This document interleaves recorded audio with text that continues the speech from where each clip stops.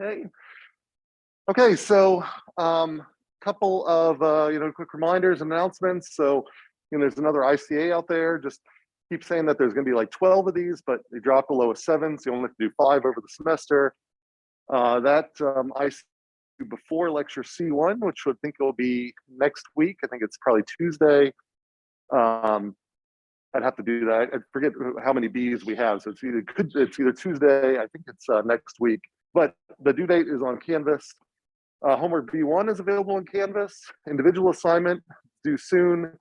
Preferably, we need to make it easy for the grader to grade and try to communicate sort of effectively. So one document, preferably typed if you can, in an electronic legible format. Responses should be kind of in a logical order. So question 1 comes on the first page, question 2 on the second page. If you can, if you can do it, in Word or even in LaTeX or something, that is going to be preferable. It's going to be easier to read. But in general, if the grader can't find your answers, or we're not going to take off for grammar or anything like that. But if your answer is not clear because it's not able to be found, or it's in sort of a funny location or something like that, have points taken off for that. So just make sure that it's clear in your submission. Kind of the big thing that I'm getting at here. Other things here. Let's. I have to focus this back here.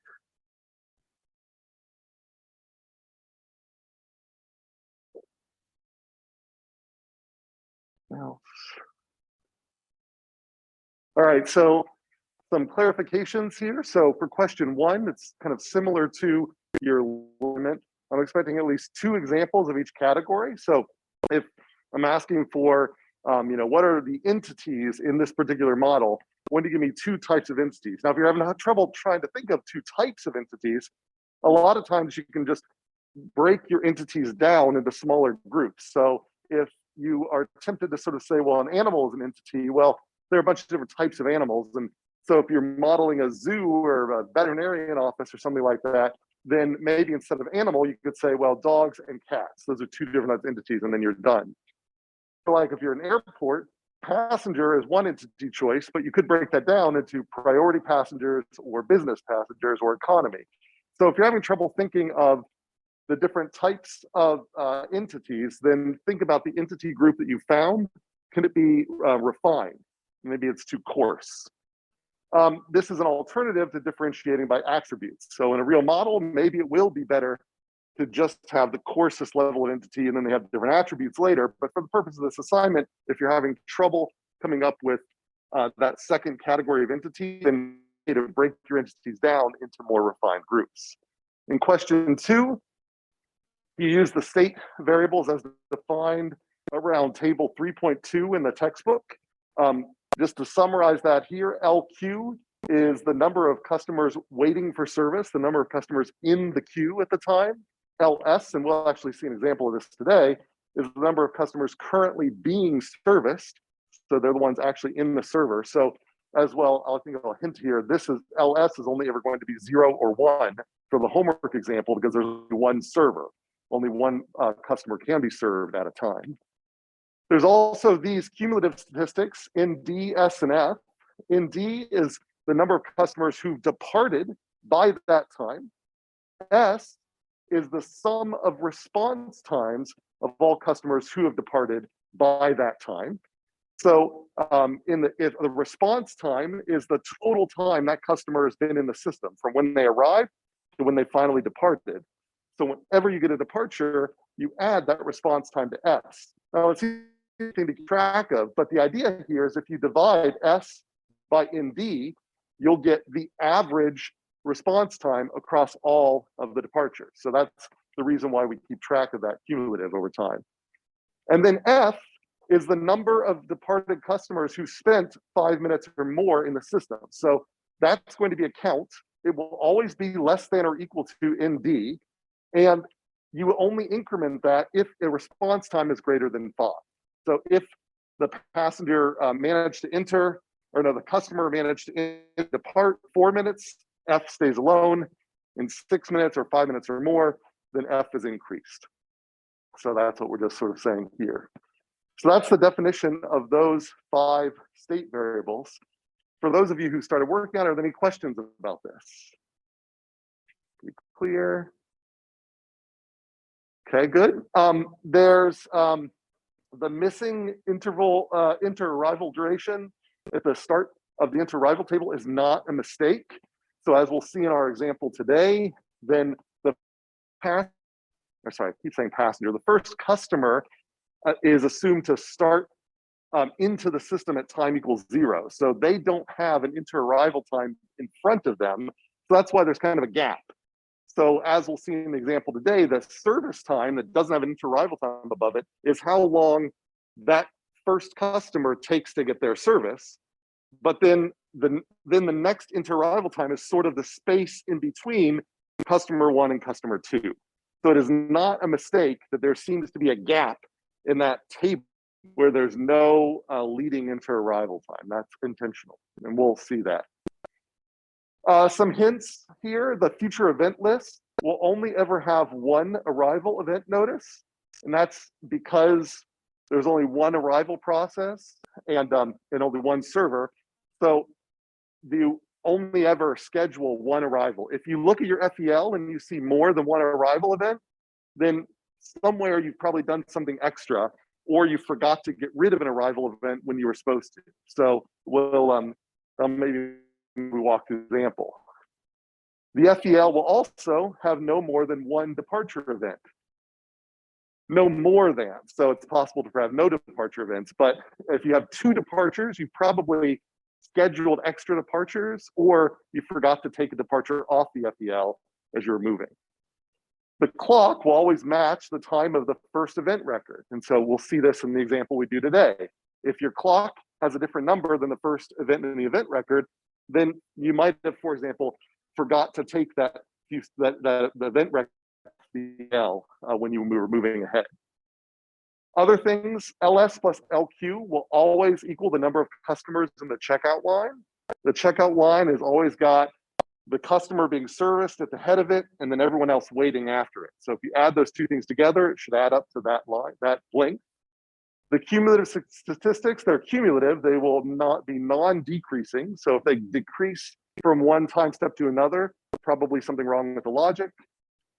F is always less than the number of departures, and the response times jumps in S will be larger than the corresponding service duration, or it could be often larger, and that's because of the wait times. So this S you're not adding the service times. You might add the service times, but you're adding the service times plus how long that customer waited. So that particular customer, as they depart, they might have only had a 2-minute service time, but if they waited for 3 minutes, then their response time is 5, and you'll have to add 5 to S. So if you notice, the jumps in here are ever smaller than the service times, or are always exactly the service times, then that probably means you're not calculating that S correctly. So just sanity checks. And then if you do the bonus, which is basically to implement the discrete event system simulation with a logic in Excel, and I give examples on how to do that. I'll actually do that in the next lecture, but I also have a video online showing how to do that, or at least some additional resources online showing how to do that, and the textbook talks about how to do that too. If you do the bonus, of course, bonus answers should match the hand simulation answers. And so if they don't match, then either there's something wrong with the bonus or there's something wrong with the hand simulation. So those are your sanity checks on question 2 there to make sure you've done the hand simulation correctly. So any questions about the assignments or difficulties? No questions online? All right, good. Okay, so just the Arena Rockwell competition, this is an option for your final project. You don't have to do it, but if you would like to have a shot at participating in this, the first, second, and third place, this is a national competition. There's a monetary prize. The entry forms are due at the end of September. So if you're interested, You have to come up with a group of, I think they say 3 total students to submit that application before the end of September. Again, if you're looking for access to Arena, for information about different ways to get to that, I think you have to update that link there. So I'll go ahead and do that after this class. But if you look on Canvas, all the updated links are there. And also there's other competitions that I'm happy for you to maybe consider, but the trouble like with this competition uses FlexSim. So FlexSim is a competitor to Arena. Everything you learn in this class is easily generalizable to FlexSim, but you won't have as much support if you do this FlexSim. But if you're interested in healthcare, if you're interested in learning an additional software package, do anything you learn in this class, it's easy enough to find the analog in FlexSim. So that would be another option. And then there's also additional, like Simio, another competitor, they have their own annual competition. So they all have got these competitions to encourage students to learn their software. And so if you would like to participate in one of these, you could use those instead of your final project. Otherwise, if you want to forget about this, that's fine. And you can just choose a system locally that you have data with. So none of these are required, but I'm just putting them out there as options. Okay, so last time, we've been further defining DES. So let's do a couple of examples here. So sort of modeling here, this as a crosswalk, as a discrete event system simulation here. And we'll see here that there are a limited number of resources that are keeping a lot of things waiting. So we can drill down into that and we can say, well, what are the interacting processes in this process-centric DES event? Well, there's cars on the road. So there's a process that's generating car arrivals and departures.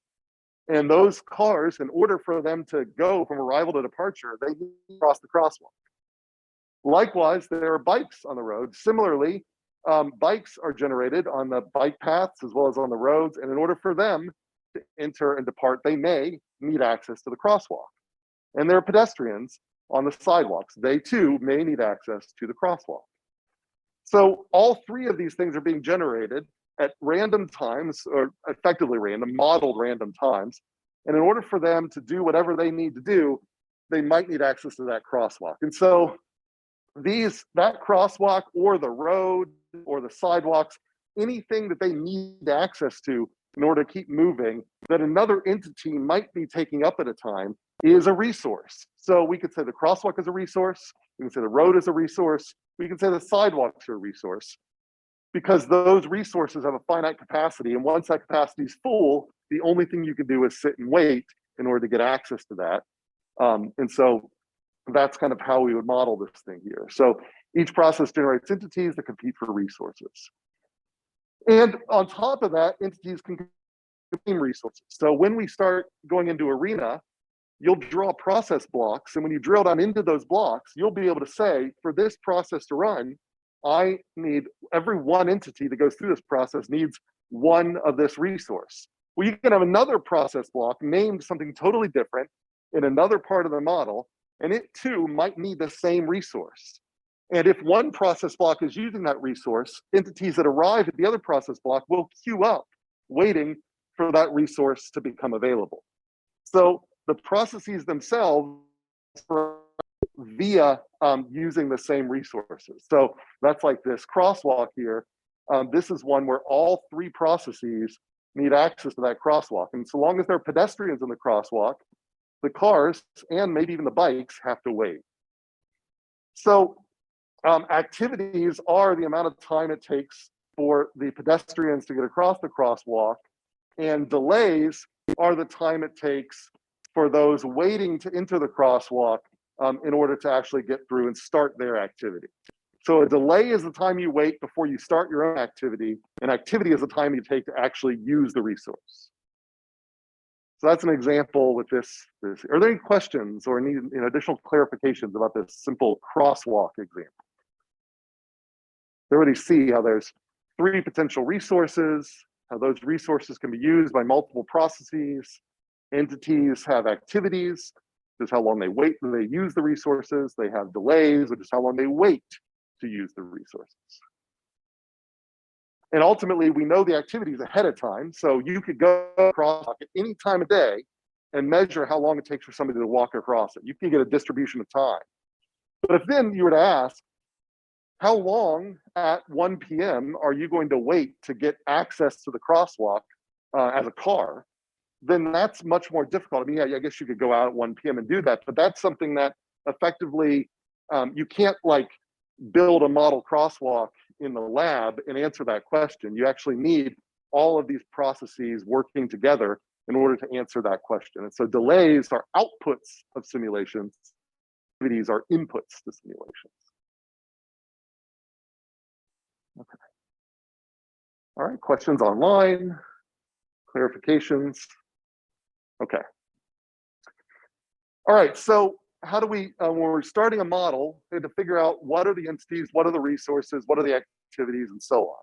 So I'm going to look at a simple example here of that looks like a queuing node. So those of you, when you eventually, if you haven't taken 470, you'll take 470 and you'll learn that systems can be broken down into networks of queuing nodes where you've got servers that have finite capacity that take a certain amount of time to serve things. And when the servers are busy, then things wait on them and there's queues. And that's sort of a diagram here. So this is the diagram for a queue. This indicates there's an arrival rate to the queue. This indicates there's a service rate with this average service time at the server, and this is a server. So that's kind of this diagram we'll see over and over again. And so if we look at this generic diagram of a queuing node, then we would say that the resource is the server. The activity is the average, or is the service time it takes to get through the server.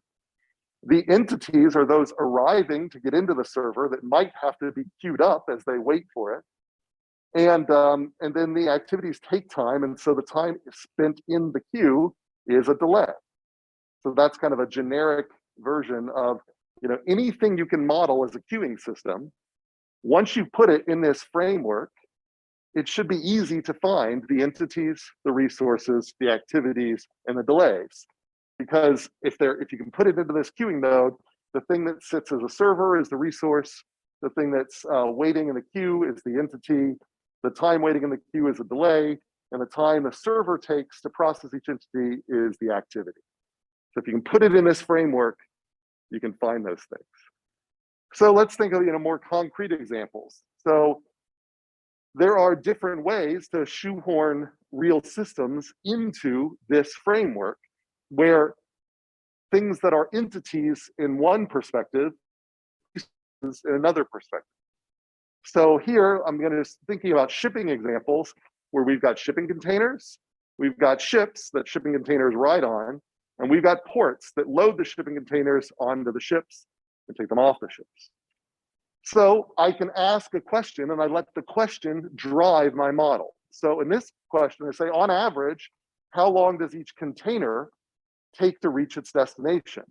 Now, when I read that question, what I should do is think, well, containers are flowing through the system, the ones being delayed by the ships that carry them.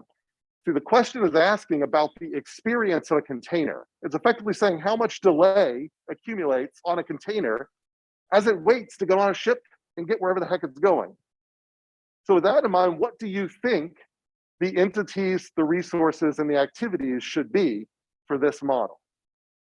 Any ideas?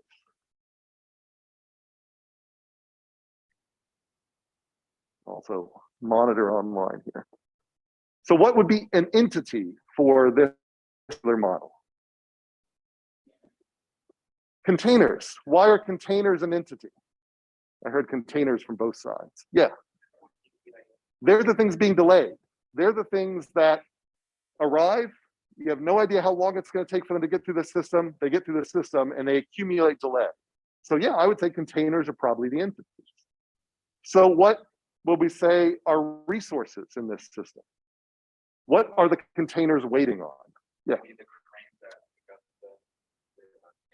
So we said the cranes are kind of resources. So basically things at the port. So there's things at the port that are containers. Other resources that containers are limited, that containers need access to. What was that?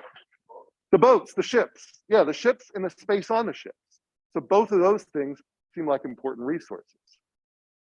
And so if we kind of think of those things together, then the activities, those are, how long the containers take using the resources. And so for the cranes, that activity might be, how long does it take to actually, for an it and move it onto a ship? Well, we could measure that. Maybe it takes 5 minutes to pick up a heavy container, move it over, and place it on a ship. And then we could also say, how long are the ships? How long does a container use a ship? Well, I mean, that depending on what we're modeling. If we're modeling the whole, a whole transit route, that might be the entire time after the container hits the ship that it travels, and then until it's finally unloaded, and then that ship becomes available for another container to be loaded on it. So it kind of depends on, what we're modeling here. So the way I kind of broke it out here is I said, yeah, containers are entities. That allows me to track metrics based on container time. Ships are resources networked onto shipping routes. So then ports, in this case, we can abstract away into activities. And so we can say that the activity of loading, travel, and unloading, we can build that into sort of like the time it takes to get on the ships. Now, I can make a more refined model where ports are resources, but if I'm considering the entire shipping, where it might take days to get across the ocean, or longer, 2 weeks maybe even to get across the ocean, then the little bit of time it takes to get loaded onto a ship is probably not going to change my results that much. So in that case, I can just maybe take the time it takes to actually use the port and bundle it into the activity of making use of the ship. So, and that would make my model simpler. Okay, and that's kind of what I'm just saying here. I can sort of average away the little bit of time it takes to actually work at the port. So the port is a resource, but if I'm modeling a world shipping, then the time it takes for me to use that resource is so small, I can almost forget that resource exists. It's not the bottleneck. All right, so then I can look at another question. What is the longest duration a ship will stay at one port while loading and unloading? So this is the same system. Ships have got containers on them, but I changed the question. Now I'm asking about how long does a ship port while loading and unloading? So in this case, what are the entities? Check online. Ships are entities because they're the ones waiting. We want to analyze ships. We want to aggregate over ships. So yeah, ships are entities. What are resources? Docks, where the ships have to go. That's good. So that's good. And then the activity of using those resources. So if I'm going to break those down, I can say, well, ships, those seem to be our entities, maybe the containers too. Ports, so docks, ports, those are the resources that allow the containers to join with the ships, and the loading of the container is an activity performed by the port. So we can imagine a ship loads up to a port, and we know that every ship is roughly a certain size. Maybe that's an attribute of the ship. So for every size of the ship, we can say it's going to take this distribution of time to load it all up. And so we just can say that that's the time it takes to use a port. And once the ship's all loaded, it gets to leave the port and a new ship comes in. So we can model that. Any questions about either of those two examples?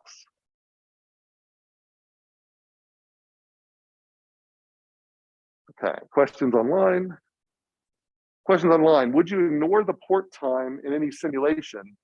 Or is it just simplifying it for the scope of the class? So that's a good question. It really depends on the question that you're trying to answer with the sim. So we don't want to make simulations more complex than they need to be, because then that's going to make them take longer to run. And in the end, a simulation with these tiny little activity times relative to the rest of the activity times versus a simulation that only has the big activity times may have even quantitatively very similar results. So I may not need to model all of the tiniest, activity. I might be able to bundle those all up together. Similarly, if you were like modeling the time it takes to make a sandwich at sort of a subway style station where you go from station to station to station, bread to lettuce to tomatoes to meat, you probably could just focus on how long it takes at each station. You don't need to worry about the time it takes to slide the sandwich from station to station, because that transport delay is negligible. Including it won't change your results. Now, in a factory, where you've got the same sort of setup where you need to get though from station A to station B and it's on the other side of a building, now those transport delays are appreciable. And if you left them out, you might get very different results. So it's a complicated question. A lot of times what you have to do is when you're not quite sure, you need to build them out and run a pilot study and see if your models ever disagree. If your models do not ever disagree in your pilot study, then maybe you use the simpler model because it runs faster and you can run more replications of it. So it's going to vary, but ideally you want the simplest model so you can get the most replications or use the least amount of sim time. Hopefully that makes sense. Okay. Any other questions? All right, so the last example for this shipping one here. Will opening a new canal increase the number of ships unloading at ports per day? All right, so in this case, maybe I'll flip it and ask, what do we think a resource might be for this question? What is the major limiting thing in this question?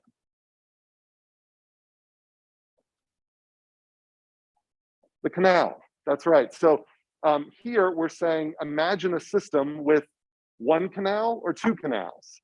The canals never move. They're the thing causing the delay. So we know that canals will probably be the resource. Then we can ask, what's being delayed? Well, it sounds like the ships are being delayed.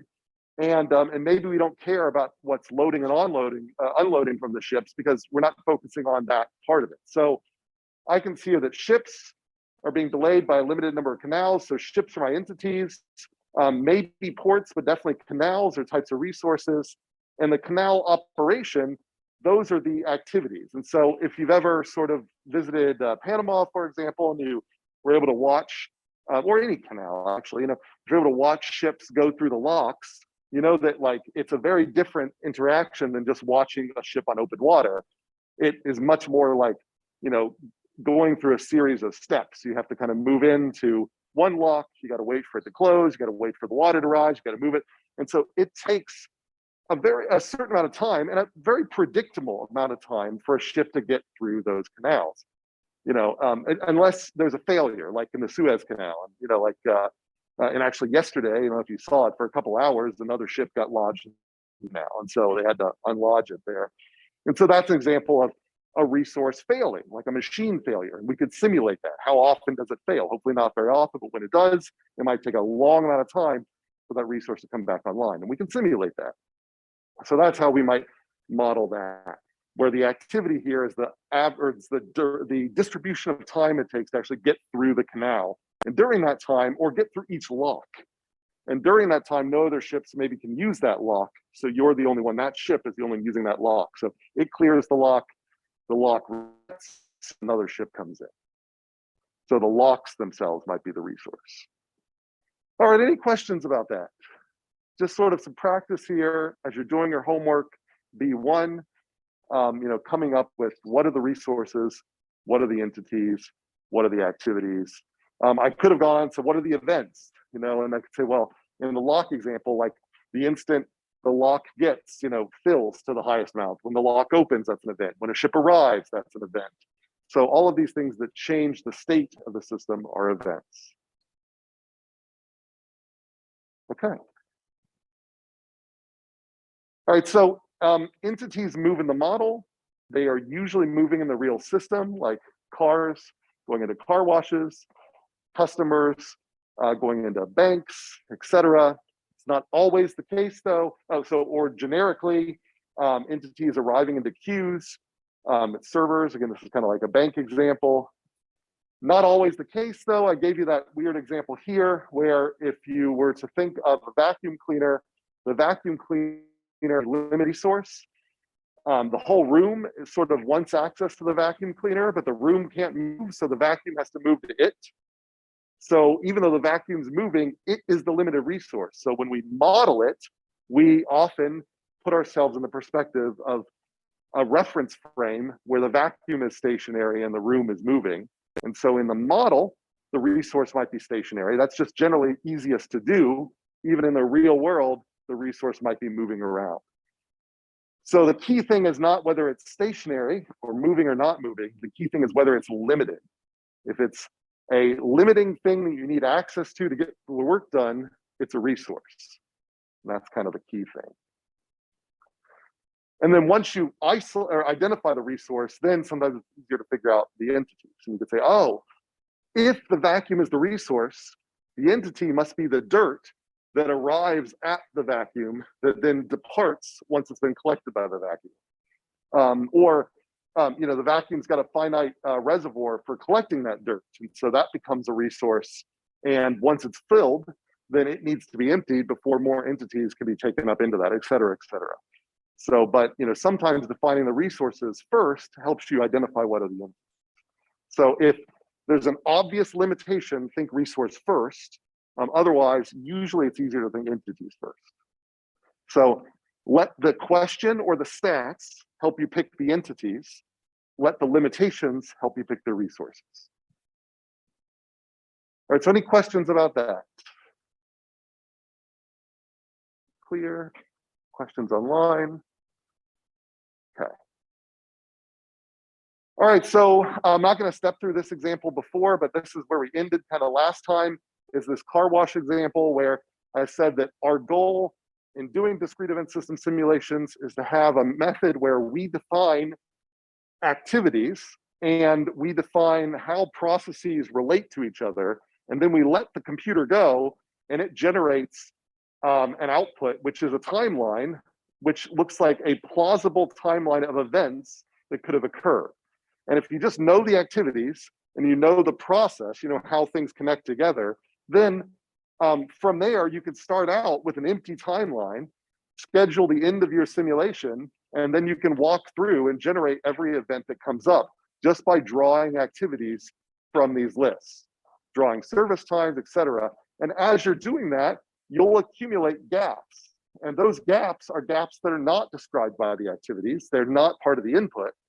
Those are gaps that are interesting to us as operations researchers because they tell us where these costly delays accumulate. So now we know sometimes some cars are going to have to wait. They'll be readied into the car wash. Because we only have one car wash, they're going to have to wait for another car to get out of the car wash. And then we can say, is there another way we can organize the car wash to reduce these delays?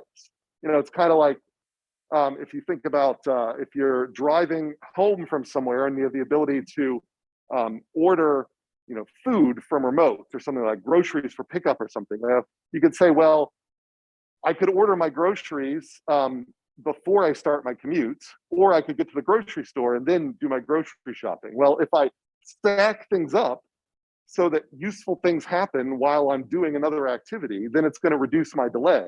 So if I know it takes me a half hour to get to the grocery store, but it also takes me about a half hour for the groceries to get serviced or the pizza to get made or whatever, then maybe calling ahead reduces my delay time. Even so, by changing the process, I didn't change the activities at all. I just changed the process. It stacks the activities different so that I get less delay. And that's really our job when we're doing these simulations, is to test out hypothetical changes to the system, which cause the activities to line up differently to potentially reduce the accumulated delays. That's a big part of what these simulation studies do. So we can go through that and we eventually get our whole timeline out of that. So any questions about that? So that's all the old stuff. And I'd like to walk through an example nearly identical in structure to the second part of your homework today, so that we can all make sure we're on the same page about how to do these hand simulations. But before I get to that, any questions about the fundamentals? Questions online? Okay. All right, so this basically is going to be the setup that if you haven't looked at the homework, for the second question, you're gonna have a table that looks a little bit like this one, where you have customers up top, an interarrival row, and a service row. And customer one is going to take this much time being serviced. Customer two is going to take this much time being serviced, and so on. You can think of these as the time in between customers. So customer one is available immediately at the start of the sim. Customer 2 shows up 4 minutes after customer 1. So that's how we kind of interpret this table here. So even though they're lined up this way, you can really think of it as a list of interarrival times, a list of service times, and you just grab the next one off the front of the list as you need it. And then I also will provide an end time. So the sim will run until that end time. That will be the other thing that's provided. So given this and an end time, you should be able to generate a timeline. And that's what we do in the hand simulation. And this system, the process of the system, is a simple single channel queue with one server. So the idea is you've got, let's say, a clerk here or a cashier, and they take an average amount of time, that's what the mu is, to handle each customer. You've got customers that arrive trying to get access to the cashier, but because the cashier is busy, they have to queue up. And so that's what we're depicting here. So that's all I'm saying here. We've got interarrival durations, service durations. We're going to use integers for all these just for simplicity, but in general, they're non-negative reals. And there is no first interarrival duration again. So that is not a mistake that there's a gap right there. All right, so that's the setup for the problem. There are state variables that we have to keep track of. So we have to keep track of at every time, what is the current number of customers waiting in the queue? Could be any number, any integer, or basically any natural number. So 0 through infinity. The number of people in the server at the cashier could only be 0 or 1.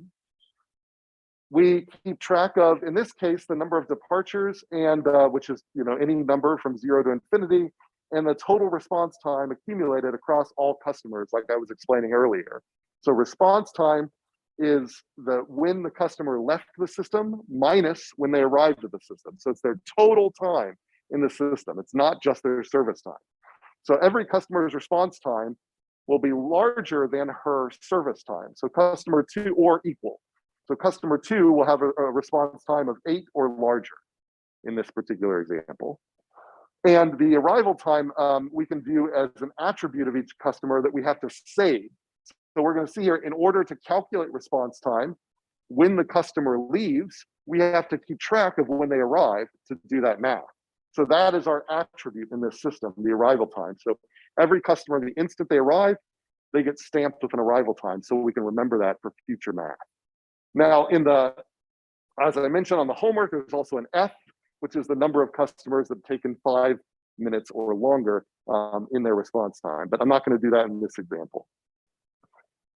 Okay, so the entities are going to be modeled as these little records down here. So where it's a tuple, where it's C and then a customer ID, and that just gets larger, like customer 1, customer 2, et cetera. And then the second thing in the tuple is their arrival time. That's their attribute. So that'll be whatever time they arrived at the system. So wherever the customer is represented in the checkout line, you're going to see this tuple will tell you who the customer is and when they arrived. And so that's how we're representing the entities, ID and arrival time. Any questions about any of this so far? This is just the setup of the homework, the second part. Okay, now those entities are going to be stored in this sort of, it's a state variable, but it's a list, which is called the checkout line. It's an ordered list. And the checkout line is just a list of entities. It looks like this down here, where the customer being serviced is always the leftmost, the first in the list. So this checkout line here, I would interpret that as saying that customer 2, who arrived at minute 1, is being serviced, while customers 3 and 4 are waiting for service. Customer 3 arrived at minute 2, customer 4 arrived at minute 8. So that's the way I read the checkout line. The length of this list is always going to be LQ plus LS. So if there's anything in this list, LS is going to be equal to 1. And then the remainder is going to be in LQ. All right, any questions about the checkout line? So we're going to have to every tick of the sim, we're going to have to update the checkout line. Okay. Events. So there are three types of events in this simple system. There's an end event, which is an artificial event that we generate that just tells us when to stop simulating. It doesn't exist in the real world. There's an arrival event and a departure event. Now, both of these are, all three of these events, the first, they're, in this case, it's a two tuple, and these are three tuples. The first letter just tells you the type of the event. The second entry is going to be a number that will tell you the time that the event occurs. And then the third entry is going to be information that is relevant to that particular type of event. So I don't need to know anything else for the end event. That's why it's only a two tuple. For the arrival event, I need to know who arrived. So it's going to be a customer ID. And for the departure event, I need to know who departed. So a customer ID. And all of those get put into the future event list, or the FEL. So this is an example future event list. The future event list should always be sorted by event time. So notice it goes 11, 15, 60. You may not add them in order. It might be that you thought the next event was arrival 15, but then you got the logic told you needed to schedule a departure, which happened at time 11, which means you end up having to add it to the left here. So you're always going to need to make sure the FEL is sorted with the least times on the left and the greatest times on the right. And as we'll see, the entry that's on the farthest to the left will be the entry that is sort of being processed. And so we'll see how that shows up here. So what this represents is the next scheduled event is a departure at time 11 of customer 3. Then after that, all that we know that will happen is there'll be an arrival at time 15 of customer 5, and then eventually the sim ends at time 60. Other events might occur, so you might continue to schedule things. I mean, there might be other things that will be scheduled between the beginning and the end here, but at this instant of time, at this clock tick, these are the only events we know will definitely occur in the future. So it's not all of the events in the future, it's all the events we know about at this time. And we get rid of the events we've processed. So any questions about this FEL? Questions online. So response time is the total time an entity is in the system. Yes, response time is the total time a single entity is in the system. It's equal to whatever their departure time is minus whatever their arrival time is. It is their service time plus their wait time. It's their activity time plus their delay time. Any other questions? Okay. So what do we do on simulation execution? Well, it's all going to be driven by the FEL. So basically, we're going to move to the next time in the FEL to get our events out. If we find that the next event to the FEL is an arrival event, so it starts with an A, of this particular customer, CI, then we look at the state variables to figure out what the logic will be for scheduling the next things and updating all the state variables. So we look at the checkout line. If the checkout line's empty, which will mean that LS plus LQ is equal to 0, that's another way to check that, then we know that in the real system, the arrival goes directly to the cashier or directly to the server.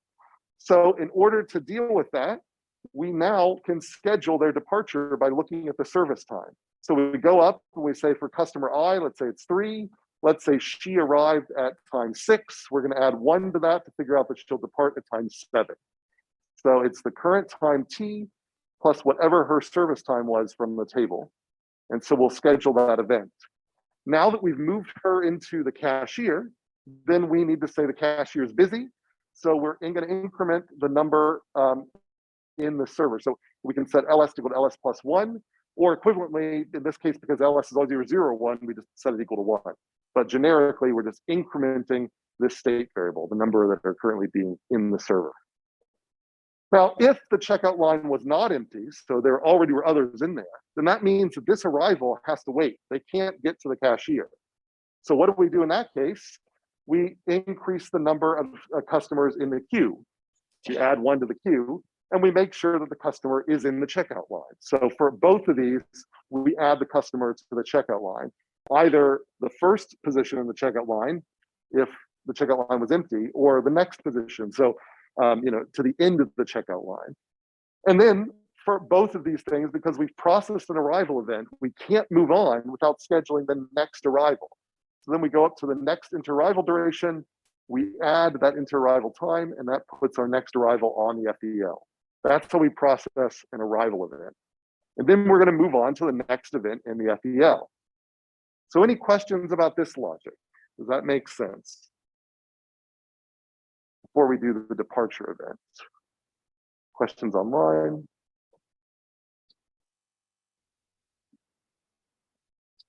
All right, so what do we do in a departure event? So if we hit the departure event, then we say, well, one customer's departed, so we're going to update this cumulative statistic, adding 1 to it. And then we need to say, we need to update this cumulative response time. And we just add to the existing cumulative response time, the current time minus the arrival time of that customer, which we know because it's part of the little customer entity record. And so it's the second element in the 2 tuple for that customer. We just grab that, subtract it from the current time. That gives the response time for that customer, and then we can add it to the current cumulative response time. So those are things we have to do for every departure event. Now at this point, we can remove that customer from the checkout line. So we take them out of the checkout line list, and we subtract 1 from the number of customers in the server. Now, it may be the case that someone else is waiting for the server. So if the checkout line after that point is not empty, so there's another customer waiting, we now add 1 back into that LS. So effectively nothing's happened with LS. We decrease 1 from LQ, and we schedule the departure event. So we look at this new CJ, this new customer J's service time, we add it to the current time, and that's when CJ is going to be leaving. So we schedule that in the FEL. And so this customer is the next one in the checkout line, and then the service time is the next service time from the list. That's what I'm just saying there. And that's all we have to do on the departure event. We don't have to schedule another arrival because we only do that when we process arrival events. So that's the whole logic for the departure event. Any questions about that logic? Process logic. Questions online?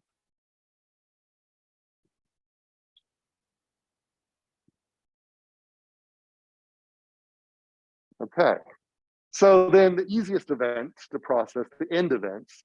So if the next event in the FEL is an end event, we basically terminate the simulation at time t. And if we wanted to do any post-processing, like to calculate averages, we could do that then.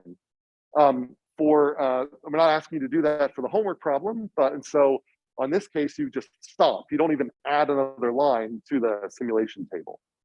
So that's what I'll show you in this example here. So let's step through an example. And this is basically just like homework, the second part of homework B1, except there's no F here for simplicity. So you start out with an empty table, set up your table like this. The simulation table I'm here, I'm going to say for this one, we're ending at time 15. Someone's really angry. So you can, for those at home, there's loud banging from the hallway. So I will give you a different end time. It won't necessarily be 15. I picked 15 arbitrarily for this problem, but pay attention to whatever's in the homework problem. All right, so first thing we do is schedule that end event.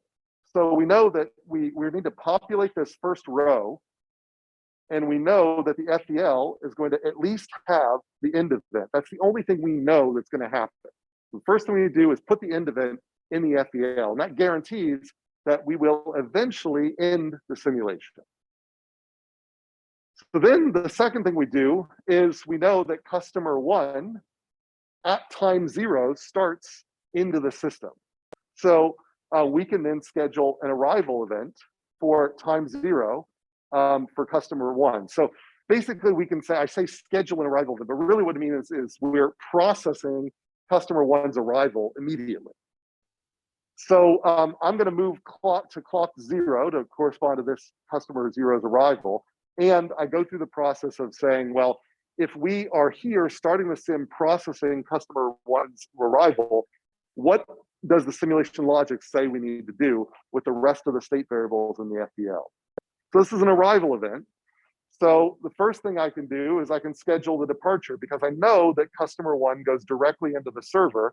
And if I look up here, customer one, the service duration for customer one is only 1 minute, right? So that service duration that's only 1 minute says I'm going to take time 0, add 1 to it, and I know the customer one's going to depart at time 1.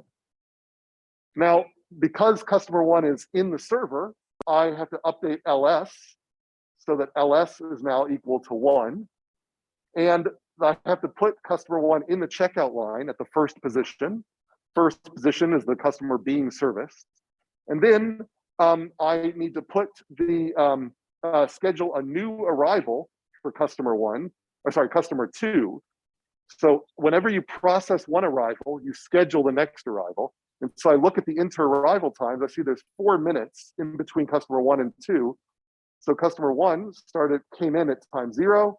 Customer 2 will then come in at 4. So that goes on to the FDL. And then the rest of the things here, I know are going to be 0. There's nobody waiting in the queue. Nobody's left. So these things start at 0. And I'm done with that first line. So that is this clock equals 0. That's me saying we're done. We can finally say that is what happened at time 0. Any questions about that first line? Yeah.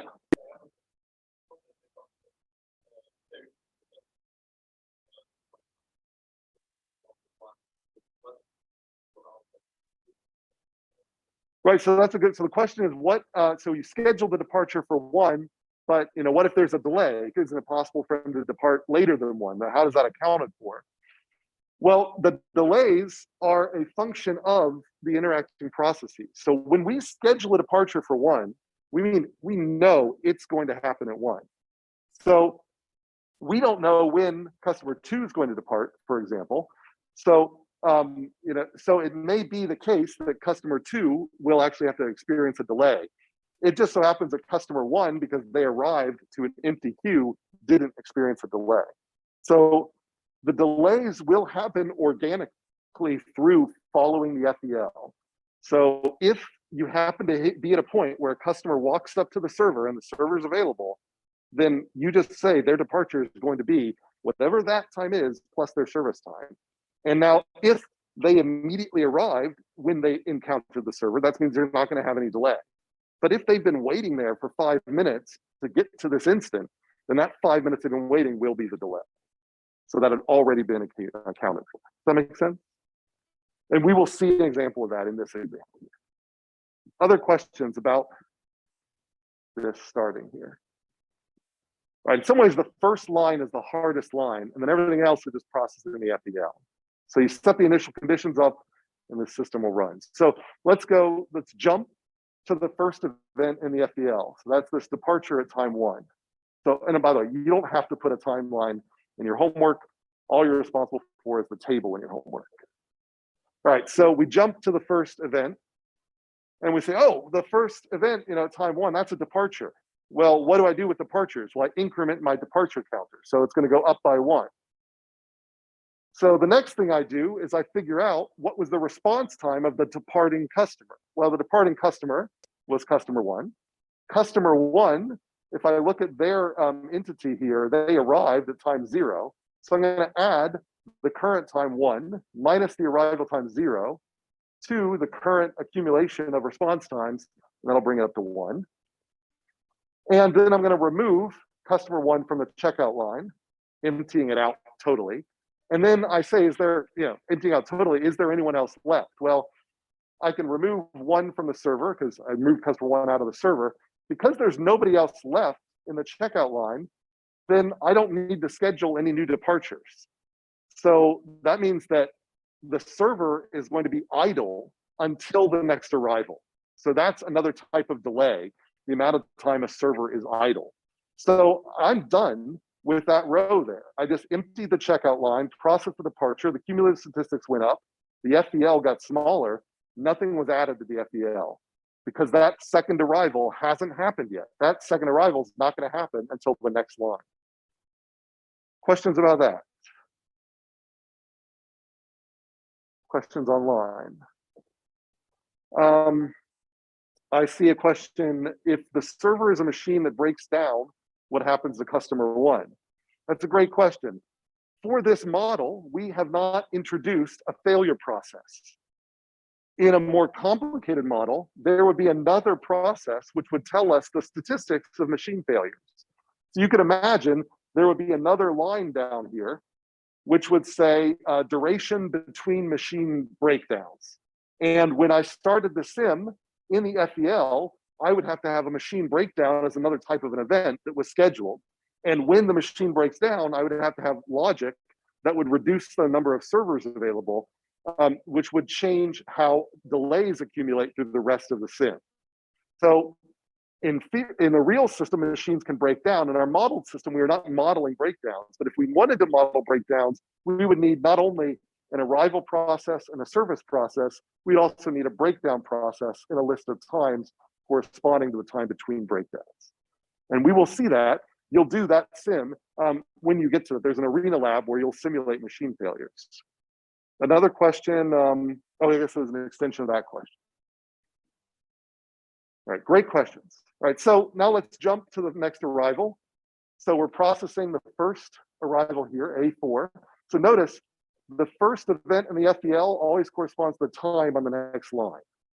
So this first event on the FEL, A4, is going to correspond to time 4 here. So we're going to jump to time 4. That's an arrival. What are the things we do in an arrival? Well, whenever you do an arrival, we say, is someone in the checkout line? If they're not in the checkout line, we move them directly into the server. How do we move them into the server? We schedule their departure. The departure is going to be their service time plus the current time. This arrival happened at 4. This is customer 2. Customer 2 has a service time of 8.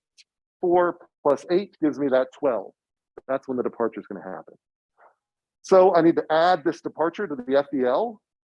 I will do that. I also need to then add 1 to the number of entities in the server. I need to then add the customer to the checkout line and schedule the next arrival. So I look to the interarrival times, 2 minutes between 2 and 3. I add 2 to the current time to give me the next arrival. And that should be all the things that I need to do. So now I'm done with time 4. So there I've had my new arrival.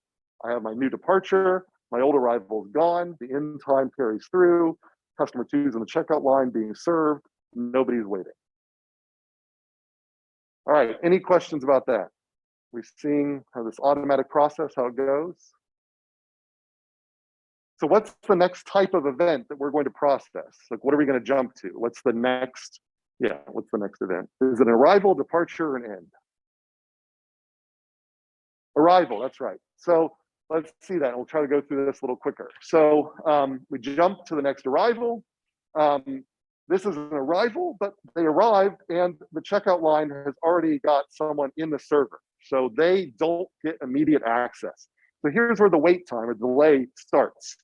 So this is the first customer that actually has to experience a delay. And so we are going to increase 1 to the queue number. We are going to put that customer in the checkout line. We are going to then schedule the next arrival, because whenever you process an arrival, you always schedule the next arrival by looking at the inter-arrival times here. But we don't touch the service times because this customer didn't get access to the server, so we're not ready to start service. So that's all that we do for that time point here. And now that new customer 3 is starting to tick off delay. So they're sitting there because their service is not going to start until later. The difference between now and when their service starts is their delay. So the delay automatically comes out to how the activities stack up in this. So then we jump ahead to this next arrival, customer 4. They also are going to experience delay because they arrive and now there's 2 ahead of them. So we have to add 1 to the queue. So now there's 2 in the queue. We need to put them in the checkout line. So they'll be here in the next line. We need to schedule the next arrival. And then that's all we need to do. So now we have 2 customers sitting there waiting. We moved up to here. So there's 2 customers in the queue, 1 in the server. Finally, our next event is the departure of C2 that's holding those other customers up.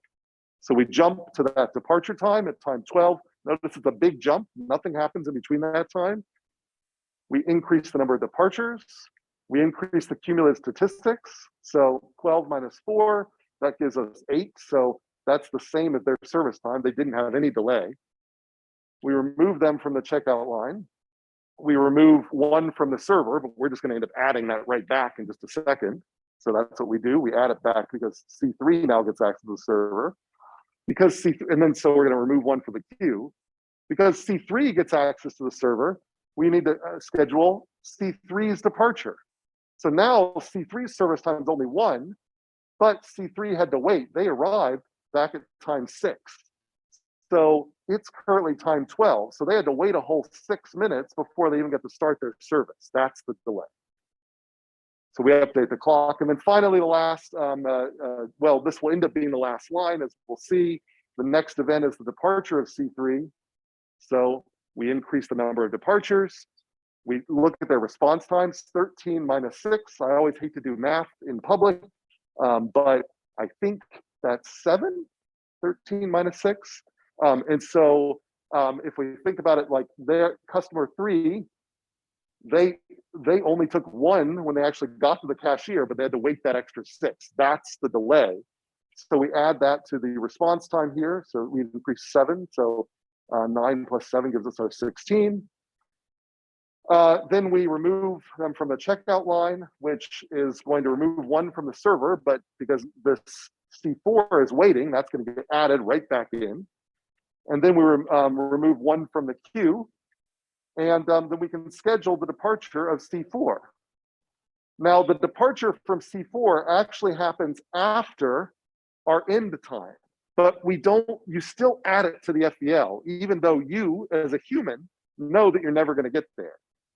It would be too costly for the computer to keep looking at the entire FEL every time it's adding something to the schedule. So it just schedules. It doesn't worry about when things are going to end. And when it ends, there may be things remaining in the FEL, and that's fine. So we're done with 13 here, and we see the end event is the next event. There's an arrival that happens after the end event. There's a departure that happens after the end event. But we're done with our sim table. So after we do the clock 13, we don't go forward and try to simulate E15 because nothing happens at the end event. We just stop there. And that is your submission. So if I go forward, I just jump to the end and that's it. So any questions about that logic? That's what you'll do in question 2 of your homework, but you'll also keep track of this F cumulative statistic as well. Very similar to what you're doing in the muffin sim in lab 2. Now notice the big difference between this and the muffin sim is in the muffin sim, there's an arrival every minute, but the number of entities that arrive every minute is where there's randomness. In this one, there's random durations in between arrivals, but there's only ever 1 arrival every arrival event. All right, any questions about that? Is it pretty clear or seem like something you could do? And again, I've got examples of this online. In fact, I think I've taken all of the past homework B1s, maybe a couple more, those solutions, and I put them in one big document. So if you want more examples of this, if you look on Canvas, there's linked up there, there's the solution sets for like all of the other ones from the previous semesters as well. So a lot of resources if you're still getting used to this. Okay. All right, so that's all I've got for you today. So if you have any other questions, come up after. So let's just end with an attendance question. So I'll get my mouse back here, maybe.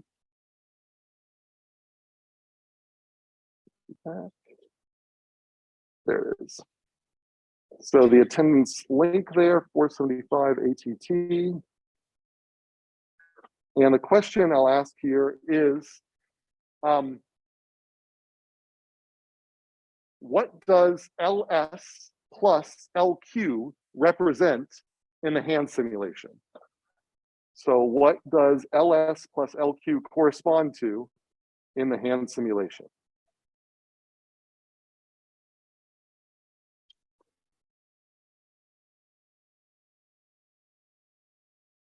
And that's all I've got for you. So like I said, if you have any other questions, feel free to come up. If I don't hear from you, have a good weekend.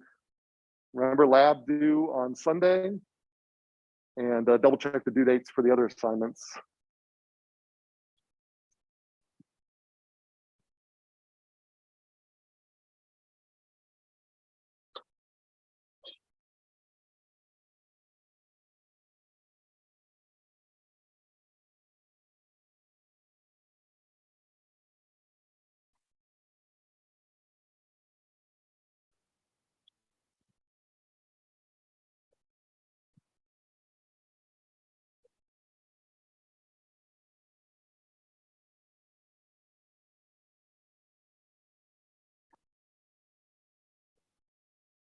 Let me just stop the recording here.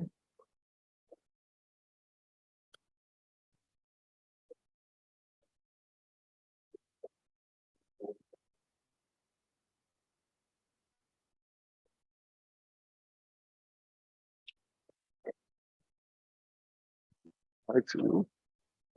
Here.